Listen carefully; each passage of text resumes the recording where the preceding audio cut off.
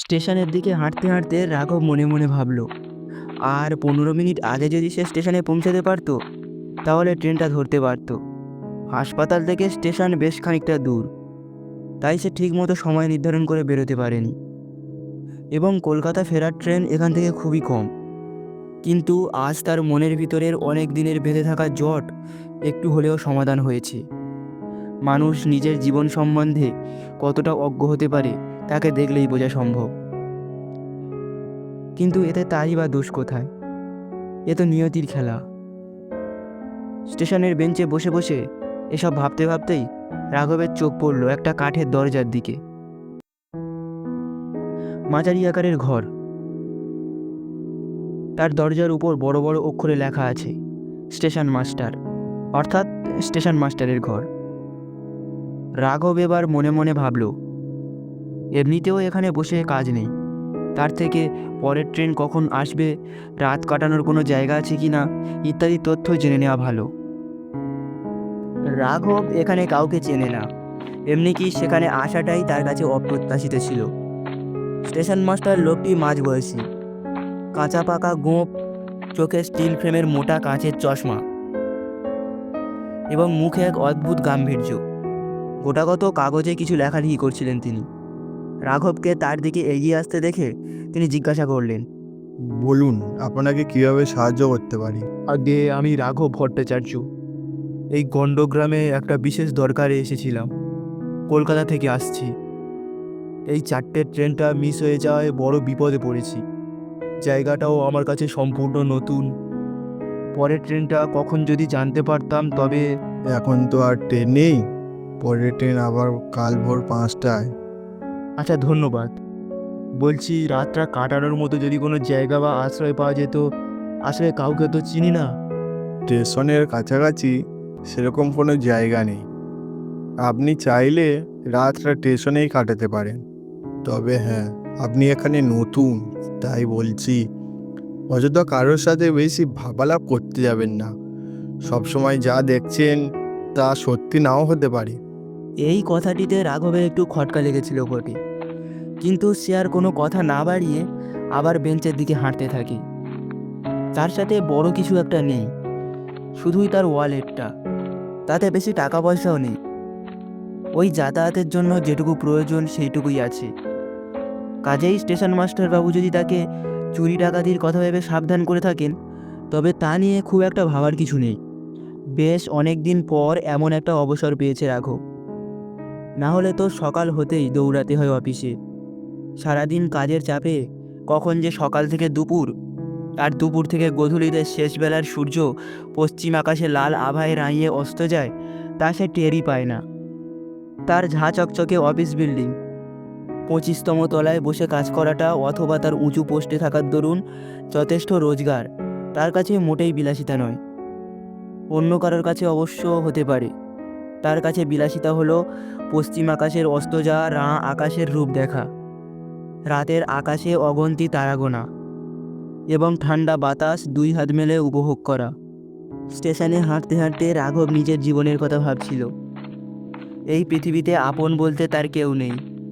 অন্তত একটা মানুষ যদি থাকতো, যাকে মনের দুটো কথা বলা যেত, ভালো মন্দ বিচারের উপদেশ পাওয়া যেত, বা শুধুই যদি একজন তার সাথে থাকতো, তার পাশে থাকতো, তবে এই অদ্ভুত শূন্যতার ছায়া তার জীবনে থাকতো না।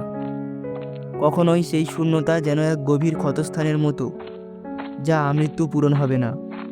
রাঘবের জীবন থেকে অনেকগুলো বছর সম্পূর্ণরূপে তার স্মৃতি থেকে মুছে গেছে। তখন তার বয়স ছিল প্রায় 20। তার এক বীভৎস অ্যাক্সিডেন্ট হয়েছিল। তার ভাগ্য ভালো, সে প্রাণে বেঁচে গিয়েছে। কিন্তু 20 বছর অবধি তার জীবনে ঘটে যাওয়া সকল ঘটনা, ভালো মন্দ সব কিছুই সে ভুলে যায়। পুরনো স্মৃতি তোলপাড় করে খুঁজেও কিছুই মনে পড়ে না। কাউকে কোনোদিন খুঁজেও পায়নি সে, যে জিজ্ঞাসা করবে। কেউ বলেও দেয়নি তার সাথে কি হয়েছিল। মনের অন্তরালে চাপা পড়ে গেছে সব। তারপর সেই 20 বছর বয়স থেকে তার একা পথ চলা, একা লড়াই করে বাঁচা। তবে হ্যাঁ, একটা উপকার হয়েছে। এত ছোট বয়স থেকে এই জগতের ভালো খারাপ সকল ঘটনা সে একা সম্মুখীন হয়েছে। ভালো খারাপ নানা লোকের সঙ্গে মিশেছে, ঠকেছে, কিন্তু ঠকে শিখেছে। তাই এখন মানুষ চিনতে খুব একটা ভুল হয় না তার। হঠাৎ রাঘবের ঘোর কাটল, তার কাঁধে একটা স্পর্শ অনুভব করে। মুখ তুলে তাকিয়ে দেখলো একজন বৃদ্ধ মানুষ, বয়স আন্দাজ 70-এর কাছাকাছি। পরনে এক মলিন সাদা বস্ত্র, চোখে এক অদ্ভুত করুণতা। দেখলেই কেমন যেন মায়া হয়। কখন যে রাঘবের পাশে এসে দাঁড়িয়েছে তা সে খেয়াল করেনি। রাঘব নিচু স্বরে শ্রদ্ধেয়ভাবে বলল, আমার কাছে পথ চলার জন্য সামান্য কিছু টাকা আছে, ক্ষমা করবেন। না না, আপনি ভুল ভাবছেন। অনেকক্ষণ থেকে দেখছি আপনি একা বসে রয়েছেন, তাই ভাবলাম এসে কিছু কথা বলি। আমি অনেকক্ষণ ধরে এই প্ল্যাটফর্মে ছিলাম, আপনি বোধহয় খেয়াল করেননি। খুব মন দিয়ে কি যেন ভাবছিলেন। আপনার ট্রেন মিস হয়ে গেছে নিশ্চয়ই। হ্যাঁ, সত্যিই খেয়াল করিনি, একটু অন্যমনস্ক হয়ে পড়েছিলাম বোধহয়। কলকাতা ফেরার ট্রেনটা একটুর জন্য মিস হয়ে গেল। ও আচ্ছা বাবা, তা এখানে কার বাড়িতে আসা হয়েছিল? এ গণ্ডগ্রামে তো বেশি লোক আসে না। তোমার জীবনে যে চাপা কষ্টটা, তা বোধহয় কারোর সাথে শেয়ার করে নিলে একটু কম হয়। আপনি কি করে জানলেন আমার দুঃখের কথা? আমি সবার জীবনের কাহিনী পড়তে পারি বাবা, তাই বলি কি, আমাকে তুমি বলতেই পারো। এতদিন কেউ আমায় কখনো এই প্রশ্ন করেনি, কাউকে কোনোদিন খুঁজেও পায়নি আমার জীবনের দুঃখ বলার জন্য। আসলে আমার নিজের বলতে কেউ নেই। কিছু মুখ আবছাভাবে মনে পড়ে, সেইটুকুই আমার একমাত্র স্মৃতি। তাদের সাথে কাটানো মুহূর্ত আমার কোনো কিছুই মনে নেই। অনেক ছোট বয়সে রোড অ্যাক্সিডেন্টে সবাইকে হারাই, এমনটাই আমার ডক্টর বলেছিল। কিন্তু তারপর যে আমি কার কাছে কোথায় বড় হলাম, কি করতাম, আমার ঠিকঠাক মনে নেই। আমার বয়স তখন 20। একদিন সকালে চোখ খুলে দেখলাম হাসপাতালে শুয়ে আছি। একটু পরেই ডাক্তারবাবু এসে বললেন, একটা মারাত্মক অ্যাক্সিডেন্ট হয়েছে, অনেকে মারা গেছে। আমার ভাগ্য ভালো আমি প্রাণে বেঁচে গেছি। আমার ভাগ্য ভালো আমি প্রাণে বেঁচে গেছি। তবে কিছুটা স্মৃতি লোপ পেয়েছে। আর কিছুই বললেন না। ওখানে অসুস্থ লোকেদের বাড়ি থেকে লোকেরা যখন দেখতে আসতো, খবর নিত, আমি চুপচাপ দেখতাম, তাকিয়ে থাকতাম দরজার দিকে, অপেক্ষা করতাম যে আজকে কেউ আসবে, আমার নিজের কেউ আসবে, এসে দুটো কথা বলবে। আমি একদম ঠিক হয়ে যাব, বাড়ি ফিরব। রাতে যখন সবাই ঘুমাতো আমি জেগে থাকতাম, কাঁদতাম, পুরানো স্মৃতি আঁকড়ে ধরে রাখার চেষ্টা করতাম। হাসপাতালের জানলার এক ফাঁক দিয়ে আকাশের অগন্তি তারা দেখতাম, চাঁদ দেখতাম। আর আমি ভাবতাম আমি যেরকম তাদের দেখতে পাচ্ছি, তারাও আমার এই দিশাহীন অবস্থা দেখতে পাচ্ছে নিশ্চয়ই। তাও মনে এক টুকরো আশা ছিল, হয়তো কোনো দিন কখনো কাউকে বা কিছু জিনিস দেখলে অন্তত কিছু মনে পড়বে। তাও আর আশা নেই। যে ডাক্তারবাবু আমার হাসপাতালে দেখতেন তার দয়ায় মাথা গোঁজার ঠাঁই হয়েছিল। আমার উপর দয়া করে তার বন্ধুর বাড়িতে আমার থাকার জায়গা করে দিয়েছেন। তা বাবা, এখানে নিজের লোককে খুঁজতে এসেছিলে। বুঝেছি বুঝেছি, তা কারো সন্ধান পেয়েছো? হ্যাঁ, কিছুটা তাই বলতে পারেন। হাসপাতাল থেকে ছাড়া পেয়ে তো একাই নিজেকে সামলেছি। নতুনভাবে জীবনের কাহিনী নিজের হাতে লেখার চেষ্টা করেছি। এখন একটা বড় অফিসে চাকরি করি, উঁচু পোস্টে। সেই অনুবাদে একবার কলকাতার শহরতলির দিকে একটা কাজে গিয়েছিলাম। সেখানে গিয়েই হঠাৎ একজনের সাথে পরিচয় হলো, অভিক। আরে রাঘব, কতদিন পর! কেমন আছিস ভাই? পুরনো বন্ধুদের তো ভুলেই গেছিস। তা তোর সেই মামা কেমন আছেন? আগেরবার এসেছিলেন। অবচেতনভাবেই যেন নিজের মুখ থেকে কথাটা বেরিয়ে গেল। কে মামা? তোরও না মজা করার স্বভাবটা আর গেল না। আরে তোর নিজের মামা, বড় বাজারে যিনি থাকতেন, তোর আদরের মামা। আমি হেসে বললাম, ভালোই আছেন। তাকে আর খোলসা করে কিছুই বললাম না। কিন্তু জানেন, সেদিন এক অদ্ভুত অনুভূতি হয়েছিল। জানি না আগে কখনো হয়েছিল কিনা। নিজের কাউকে খুঁজে পাওয়ার অনুভূতি। নতুন বন্ধু, তার চেয়েও বড় নিজের মামা। আর তোমার মামার কি খবর? খুঁজে পেলে তাকে? না, গিয়েছিলাম, শুনলাম মামা নেই। কেউ জানে না কি হয়েছিল তার। তবে ঘরে গিয়ে একটা ফটো খুঁজে পেয়েছিলাম, আর একটা ব্রিফকেস। এখন যত্ন করে নিজের কাছেই রেখেছি। আরেকটা চিরকুটে এই গ্রামের হাসপাতালের নাম লেখা ছিল। তাই এতদূর খুঁজতে আসা। হাসপাতাল আজ বন্ধ ছিল, তবে এক ডাক্তারের ফোন নম্বর জোগাড় করেছি। কলকাতা ফিরে গিয়ে তার সঙ্গে যোগাযোগ করব, মামার কথা জিজ্ঞাসা করব। সে যাই হোক, ছাড়ুন আমার কথা। আপনি আপনার জীবনের কথা বলুন। আমি তো রোজই আসি, অজানাগত লোকজনদের জীবনের নানান গল্প করতে বেশ ভালো লাগে আমার। জীবনের সব রং তো কবেই দুঃখের জলে ধুয়ে গেছে। আমাদের এই গ্রামে খুব বেশি লোক থাকে না, সবাই মোটামুটি সবাইকে চেনে। তোমাদের শহরের চেয়ে অনেক সাদাসিধে এবং সরল এখানকার মানুষ। তাদের মনে কোনো পেঁয়াজ নেই। আপদে বিপদে একে অপরকে সাহায্য করে তারা। ভুল করলে স্বীকার করে ক্ষমাও চায়। 5 বছর আগে অবধি আমাদের এই গ্রামটি ছবির মতো সাজানো ছিল। আম জাম তেঁতুল গাছের ছায়া করা ছোট ছোট মাটির ঘর, কুল কুল করে বয়ে চলা নদী, আর সবচেয়ে গুরুত্বপূর্ণ এখানকার হাসি খুশি মানুষ। আর এই সবকিছুর মাঝে ছিল এক বিরাট হাসপাতাল, খণ্ডগ্রাম হাসপাতাল। সেখানকার ডাক্তারদের তো আমরা ধন্বন্তরী মানতাম। প্রতি রবিবারের মতোই এক রবিবার প্রায় অর্ধেকের বেশি গ্রাম জ্বর হয়েছিল হাসপাতালে। বিনামূল্যে চিকিৎসা হতো, কিন্তু হঠাৎই সেখানে আগুন লাগে, পুড়ে ছারখার হয়ে যায় সব। বাবা, অনেকক্ষণ তো এখানে বসে আছো, এরকম তো অভ্যাস নেই। আমার বাড়ি কাছেই, বাকি রাতটা ওখানেই কাটাবে, চলো বাকি গল্প ওখানেই বলবো। রাঘব মন্ত্রমুগ্ধের মতো রাজি হয়ে গেল। গ্রামের রাস্তাঘাট কাঁচা পাকা, বেশ ঠান্ডার আমেজ সৃষ্টি হয়েছে। গ্রামের ঠান্ডাটা একটু বেশি, বেশ কাঁটা দিচ্ছে গা। পায়ে হেঁটে বৃদ্ধের বাড়ি 10 মিনিট। রাঘব যখন বাড়ির দালানে এসে পৌঁছেছে তখন রাত 3টে। নিঝুম পরিবেশ, একতলা বাড়ি, ঘরের সামনে চাল, সামনে বড় দালান, পাশে ছোট্ট একটা ঘর, তাতে উনুন ইত্যাদি রান্নার জোগাড় রয়েছে। সাধারণত গ্রামের মানুষজনের তুলনায় বোধহয় বৃদ্ধের আর্থিক অবস্থা কিছুটা উন্নত। বৃদ্ধ ভদ্রলোককে অনুসরণ করে রাঘব ঘরে ঢুকল।